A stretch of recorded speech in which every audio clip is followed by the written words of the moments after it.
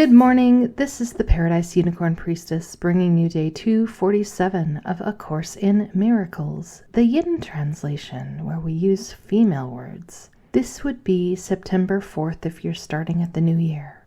Forgiveness and the end of time. How willing are you to forgive your sister? How much do you desire peace instead of endless strife and misery and pain? These questions are the same in different form. Forgiveness is your peace, for herein lies the end of separation and the dream of danger and destruction, sin and death, of madness and of murder, grief and loss. This is the sacrifice salvation asks and gladly offers peace instead of this. Swear not to die, you holy child of God. You make a bargain that you cannot keep. The child of life cannot be killed. She is immortal as her mother. What she is cannot be changed. She is the only thing in all the universe that must be one. What seems eternal, all will have an end. The stars will disappear, and night and day will be no more. All things that come and go, the tides, the seasons, and the lives of women, all things that change with time and bloom and fade will not return. Where time has set an end is not where the eternal is. God's child can never change by what women made of her. She will be as she was, and as she is, for time appointed not her destiny, nor set the hour of her birth and death. Forgiveness will not change her, yet time awaits upon forgiveness, that the things of time may disappear because they have no use. Nothing survives its purpose. If it be conceived to die, then die it must, unless it does not take this purpose as its own. Change is the only thing that can be made a blessing here, where purpose is not fixed, however changeless it appears to be. Think not that you can set a goal unlike God's purpose for you and establish it as changeless and eternal. You can give yourself a purpose that you do not have, but you cannot remove the power to change your mind and see another purpose there. Change is the greatest gift God gave to all that you would make eternal, to ensure that only heaven would not pass away. You were not born to die. You cannot change, because your function has been fixed by God.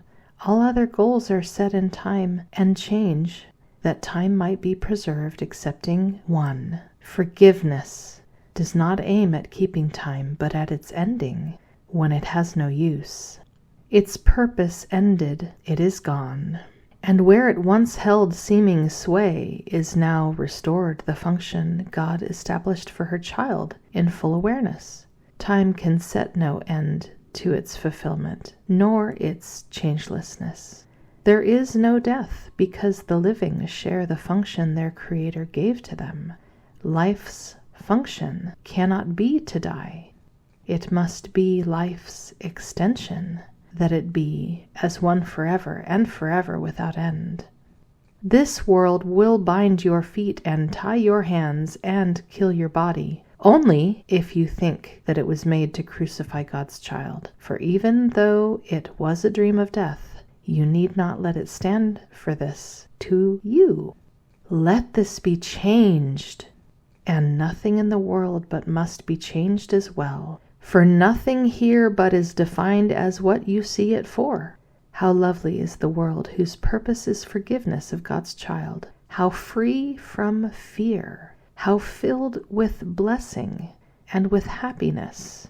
And what a joyous thing it is to dwell a little while in such a happy place.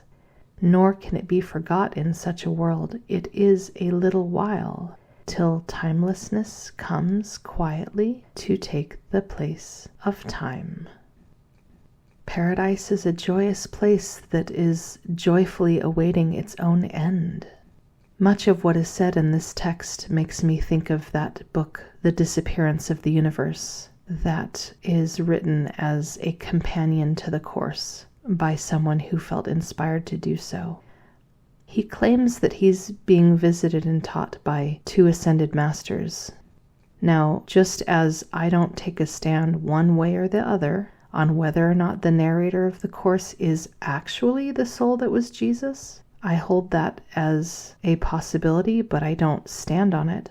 So I don't have an opinion on whether or not the author of the book is actually being visited by two ascended masters, or whether that is the wrapping of the message to make it useful.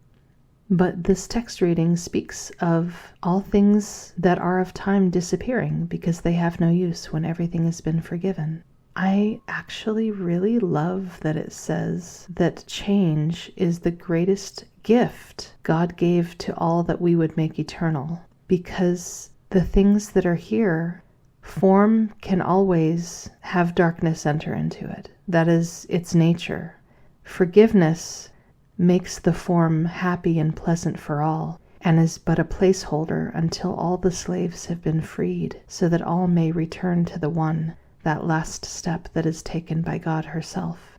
It is a waiting place, a place of rest and peace and love, while those that have already embraced forgiveness and the messages of love and only wish to offer them, wait and work to bring everyone else home.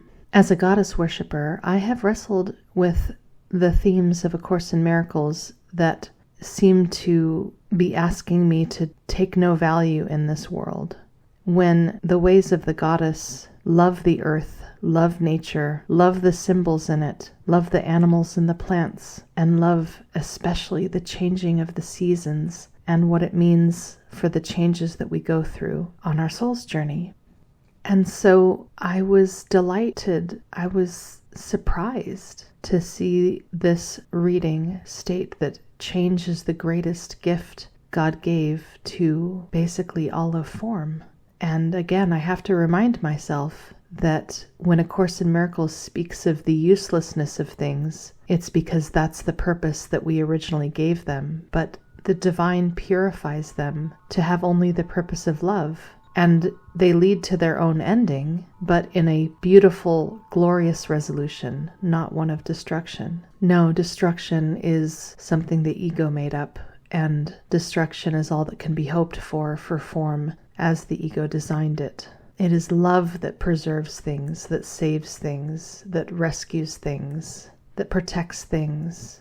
And it's not the things, it's not the form that's actually being protected. It's the essence, the content, the love that is the divine, that is shining in everything that seems to take form. So I love this slightly different lens of looking at nature and the seasons as a grace, that nothing stays the same. Therefore, hell cannot remain forever. Suffering cannot remain forever. There's always the hope of things being transformed and becoming in alignment with their true nature, which is love. So this text reading today has given me something to think about that I really appreciate. It says this world will bind our feet and tie our hands and kill our body, but only if we think that the purpose of the world is to crucify God's child. We can let the purpose be changed, and the only purpose that is wholly beneficent is forgiveness. There is no other that does not do some harm, perpetuate some level of specialness. After reviewing the question, what is the world, and the passage that answers it, that's found in the show notes, we move on to lesson 247. Without forgiveness, I will still be blind. Sin is the symbol of attack. Behold it anywhere, and I will suffer. For forgiveness is the only means whereby Christ's vision comes to me. Let me accept what her sight shows me as the simple truth, and I am healed completely. Sister, come and let me look on you. Your loveliness reflects my own. Your sinlessness is mine. You stand forgiven, and I stand with you. So would I look on everyone today. My sisters are your children. Your motherhood created them and gave them all to me as part of you, and my own self as well. Today I honor you through them, and thus I hope this day to recognize myself. The only treasure in all the world is our sister. May we treasure her well, and happy practicing.